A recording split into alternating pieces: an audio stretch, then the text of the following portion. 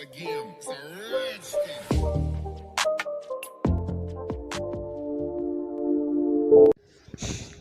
So hey guys, so I hope everybody is good at their home. Okay so आज मैं अपना जो lecture लेके आया हूँ वो है काइनेमेटिक्स के ऊपर. ओके तो पहले थोड़ा बहुत काइनेमेटिक्स का बेसिक्स देखते हैं और फिर उसके बाद में बहुत सारे क्वेश्चन हम करने वाले हैं. मुझे पता है बहुत से बच्चों का थोड़ा बेसिक बहुत इधर उधर होता है, मैं जानता हूँ. और कई बच्चे क्या करते हैं, काइनेमेटिक्स जब भी पढ़ते हैं उनको पता होता है कि यार कुछ नहीं है, 3 इक्वेशंस जो हैं उन 3 इक्वेशन को यूज़ करेंगे. v equal to u plus at, s equal to ut plus half at square, v square is equal to u square plus 2as. इनको याद कर लो और numericals you are just easily able to do. But मैं एक बात बता दूं, ऐसा बिल्कुल भी नहीं है. आपको ये तो कम से कम पता ही होना चाहिए कि ये इक्वेशंस आई कहाँ से, ये कहाँ पे लगा सकते हो यार. पहली बात, ये इक्वेशंस आपने जब ड्राइव करी है ना तो आपका बेसिक तो सिंपल ये फंडा था ही कि एक्सेलरेशन जो रहने वाला है वो कांस्टेंट रहने वाला है. एक्सेलरेशन कांस्टेंट है, आपने कांस्टेंट माना है तब आपने इन चीज़ों को ड्राइव करा है. एक्सेलरेशन कांस्टेंट माना है आपने विद रिस्पेक्ट टू टाइम, यही इसका बेसिक फंडा है यार. और आपने फिर सारी की सारी इक्वेशन निकाल दी. और ये इक्वेशन क्यों निकाली, जिससे कि आप इजीली यूज़ कर सकें जहाँ भी आपको एक्सेलरेशन कांस्टेंट दिखे आप. हाँ, और एक और बात, इसलिए तो इसको क्या बोलते हैं, इसको एक और नाम से बोलते हैं uniformly accelerated motions, equations of uniformly accelerated motion. अब मैं बात करता हूँ यार, ये इक्वेशन है, इक्वेशन तो आप हाल निकाल सकते हो. आपको 2 बेसिक्स चीज़ें पता होनी चाहिए, एक होती है डिफरेंशिएशन और एक होती है इंटीग्रेशन. मैं किसी से भी बोलूँगा कि वेलोसिटी की डेफिनेशन बताओ तो वो बोलेगा कि that is the change in displacement with respect to time, है ना. मतलब कि differentiation of the displacement term with respect to time, है ना. That is what the velocity is. So अगर मैं वेलोसिटी का विद रिस्पेक्ट टू टाइम एक कर्व लेके चलता हूँ कि वेलोसिटी किस तरीके से चेंज होने वाली है. मैंने बोला कि वेलोसिटी पहले initially at time t equal to 0 पे वेलोसिटी मेरी u थी, एंड देन वेलोसिटी u से फिर v हो गई after time t. Okay so मैं एक बात पूछ रहा हूँ, जिसको डिफ्रेंसिएशन और इंटीग्रेशन अच्छे से पता है ना वो आराम से बता देगा कि अगर मैं v और t के बिटवीन का कर्व का अगर एरिया निकालूंगा अंडर एरिया, ठीक है, अगर एरिया अंडर दिस निकालता हूँ ना तो क्या मिलेगा मुझे, तो मेरे को उसके अंदर का एरिया अगर मैं निकाल लूँगा तो मुझे डिस्प्लेसमेंट मिलेगा. This is what the basic thing is यार. ये बहुत काम की चीज़ है यार, ये आपके क्वेश्चंस को सॉल्व कर देगी. लेकिन ये चीज़ जितना ज़्यादा हेल्पफुल नहीं होने वाली जितनी ये चीज़ हेल्पफुल होने वाली है, क्योंकि ये आपके कैसे भी क्वेश्चन दे देगा, आप कर जाओगे. मैं एक क्वेश्चन भी लूँगा एंड में, आपको पता चलेगा ऐसा क्यों है. कि अभी जैसे कि मैंने ये लिया v वर्सेस t ग्राफ जो दिख रहा है, v वर्सेस t ग्राफ दिख रहा है, इसके अंदर का अगर एरिया देखूँ तो इसमें आपको एक रेक्टेंगल बनता हुआ दिख रहा होगा u और t का.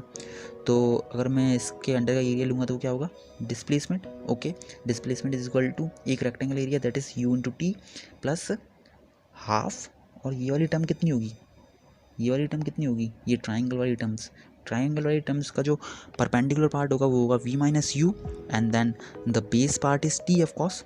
तो ये इक्वेशन हाफ दिख रही होगी, s is equal to u t plus half v minus u into t. मैंने बोला कि इक्वेशन कहाँ से ड्राइव कर रहे हो, क्या बेसिक पॉइंट है, तो उसका बेसिक पॉइंट सबको पता है कि इसका बेसिक पॉइंट ये है कि एक्सेलरेशन जो होगा with respect to time is going to remain the constant. This is what the basic thing is. और यहाँ से भी एक मैं चीज़ लूँगा, क्योंकि जब मैं एस को s equal to u t plus half a t square वाली इक्वेशन अगर मैं निकालनी है, मैं देख रहा हूँ कि हाँ इसमें एक एक्सेलरेशन वाली टर्म भी है, तो मैं इस ग्राफ का भी यूज़ करूँगा. इस ग्राफ का यूज़ कैसे करूँगा, वही बेसिक चीज़ फिर से यूज़ करूँगा, that is acceleration is equal to d v over d t. वापस से वही इंटीग्रेशन वाला काम करूँगा, डी टी को उधर साइड ले जाऊँगा, d v is equal to a d t, है ना, एंड देन इंटीग्रेशन परफॉर्म करूँगा, है ना.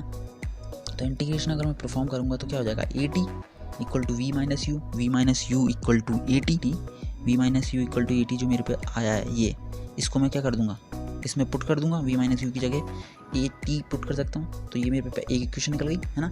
तो इसका बेसिक्स क्या है इन सारी इक्वेशंस का, कि एक्सेलरेशन जो होगा विद रिस्पेक्ट टू टाइम क्या होने वाला है, कांस्टेंट. बस ये चीज़ याद रखो, बाकी और कुछ नहीं है. बाकी तो तुम कर ही लोगे. अगर मैं v माइनस यू बाई ए रखूँगा t की जगह, जैसे कि ये, तो मेरे पे इससे एक और इक्वेशन निकल जाएगी. t की जगह मैंने क्या रख दिया, v माइनस यू बाई ए, है ना. और इससे भी सॉल्व करूँगा तो मेरे पे कौन सी निकल जाएगी, एक और इक्वेशन निकल जाएगी, है ना. और वाली इक्वेशन कौन सी, v equal to u plus a t, यही है ना, वो v equal to u plus a t, है ना. तो ये तीन जो इक्वेशन दिख रही है ना आपको, this is what number 1 v equal to u plus a t plus u t plus half a t square, and v square minus u square is equal to 2as, ये 3 इक्वेशन। तो इनका basic क्या था, acceleration is going to remain constant with respect to time, that's why we call all 3 of them as uniformly accelerated motions equations. Okay, अब मैं बात बता रहा हूँ, मैंने आपको ये बेसिक चीज़ क्यों बताई, क्योंकि यार बताता हूँ कि एक बार क्या हुआ जेई मेंस में, मतलब जेई मेंस में हमेशा करता है, आपको मिल जाएंगे क्वेश्चन बहुत सारे। जेई मेंस में एक बार क्वेश्चन आया, उसमें एक्सेलरेशन को उसने कांस्टेंट नहीं दिया, what he has done is acceleration को as a function of time दे दिया, मतलब एक्सेलरेशन को कुछ भी वैल्यू दे देगा। जैसे कि मैंने एक क्वेश्चन लिया है किसी acceleration is equal to 5t। अब यहाँ पे मैं यूनिफॉर्मली एक्सेलरेटेड मोशंस की इक्वेशन लगा सकता हूँ कि नहीं लगा सकता हूँ? नहीं लगा सकता हूँ, क्योंकि वो जो सारी इक्वेशन है v equal to u plus a t, s equal to u t plus half a t square, v square equal to u square plus 2as, उनको नहीं लगा सकता हूँ, क्योंकि उनका बेसिक चीज़ क्या है, एक्सेलरेशन कांस्टेंट था, तभी तो मैंने उनको ड्राइव करा इक्वेशन को। लेकिन यहाँ पे एक्सेलरेशन खुद एक फंक्शन ऑफ टाइम है ना, और कुछ चीज़ें देख रखी हैं, जैसे कि इनिशियल टाइम देख रखा है 0, ओके, और क्या देख रखा है, इनिशियली 0 से स्टार्ट हो रहा है, रेस्ट से स्टार्ट हो रहा है ना, this is the thing that is given. अब उन्होंने बोला है कि उनकी डिफरेंट इक्वेशंस बताओ, डिस्प्लेसमेंट वाली इक्वेशंस है ना, एंड वेलोसिटी वाली इक्वेशंस आप बताओ, है ना। तो मैंने बोला है कि वो बेसिक्स जो होगा ना, वो आपका कभी भी नहीं छूटने वाला है, वो आपका हमेशा काम आने वाला है। और वो मैंने क्या बताया था, बेसिक क्या होता है, एक्सेलरेशन को किस तरीके से डिफाइन करोगे, acceleration is equal to dv over dt, dv over dt equal to 5t है, मैंने dt को उधर ले गया तो क्या हो जाएगा, dv is equal to 5t dt। Now what I am going to do is just integrate the part, है ना, dv को, अब मैंने बोला ना इनिशियली स्पीड क्या होगी 0, है ना, फाइनल स्पीड v मान ली, और इनिशियल टाइम क्या देख रखा है 0, और फाइनल टाइम मैंने मान लिया t, है ना। तो this in this way I am just going to this, है ना, इसको मैं इस तरीके से इंटीग्रेट करने वाला हूँ। इस पार्ट को जब मैं इंटीग्रेट करूँगा तो इंटीग्रेशन तो बहुत ईजी होता है इन टर्म्स का, और अगर ये भी नहीं आता है बेसिक तो मैं इसकी भी अलग से वीडियो बता दूंगा जो कि फिजिक्स में बेसिकली यूज़ होती हैं। अब मैं बात बताता हूँ कि जैसे कि ये क्या हो जाएगा v माइनस यू, मैंने यहाँ पे अभी u को 0 नहीं डाला है, वैसे u को आप 0 डाल सकते हो शुरुआत से, कोई दिक्कत नहीं है, क्योंकि इनिशियल वेलोसिटी क्या बोल के रखी थी 0, है ना। तो ये v माइनस यू हो जाएगा is equal to 5t square by 2 आएगा इसका इंटीग्रेशन, है ना, 0 से t। तो इसको आप सॉल्व करोगे तो v minus u equal to 5t square by 2 and then 2v minus u, 2 उधर ले गया हूँ मैं, है ना, 2v इज इक्वल टू, क्योंकि u को 0 डाल दिया मैंने, तो मेरे पे इक्वेशन क्या आ गई है 2v is equal to 5t square. देखा कितनी चेंज है इक्वेशन, जहाँ पे एक्सेलरेशन कांस्टेंट था वहाँ पे वो t के लीनियर रिलेशनशिप आती थी v equal to u plus a t, है ना, लेकिन यहाँ पे क्या इक्वेशन आ रही है 2v is equal to 5t square. देखा, तो बेसिक चीज़ अगर आपको पता है ना तो आप कर ले जाओगे क्वेश्चन, आपको इक्वेशन लगाने की भी ज़रूरत नहीं पड़ेगी, है ना। तो यही मैं समझाना चाहता हूँ। और अगर आपको डिस्प्लेसमेंट फाइंड करना हो उस विद रिस्पेक्ट टू टाइम तो कुछ नहीं है, और आगे कर सकते हैं उसको, कुछ नहीं है, वही बेसिक v की जगह क्या लिखूँगा मैं, b की जगह dx बाई dt लिखूँगा, है ना, दिस इज बस।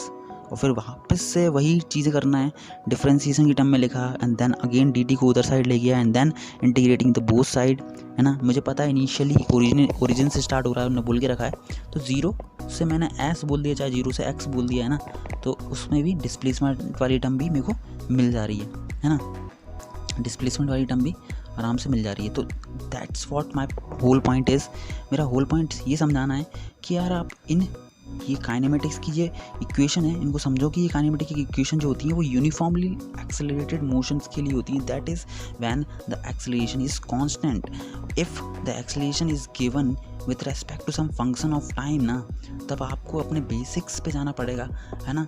और that's the reason I am giving the basics of this thing, है ना। अभी हम बहुत सारे क्वेश्चन करने वाले हैं आगे, है ना, मैं बहुत सारे क्वेश्चन करूँगा काइनेमेटिक्स पे करेंगे अपन, लेकिन ये बेसिक समझाना बहुत ज़्यादा ज़रूरी था। सिर्फ इक्वेशंस याद करने से कुछ चीज़ें समझी नहीं जाती हैं यार, इन इक्वेशंस को रटने से कुछ नहीं होने वाला है। तो this is the first part, है ना, और आगे बहुत सारे पार्ट आने वाले हैं। और कुछ भी अगर आपको इस वीडियो में प्रॉब्लम लगती है तो आप कमेंट सेक्शन पे बोल सकते हो, है ना यार। थैंक्स।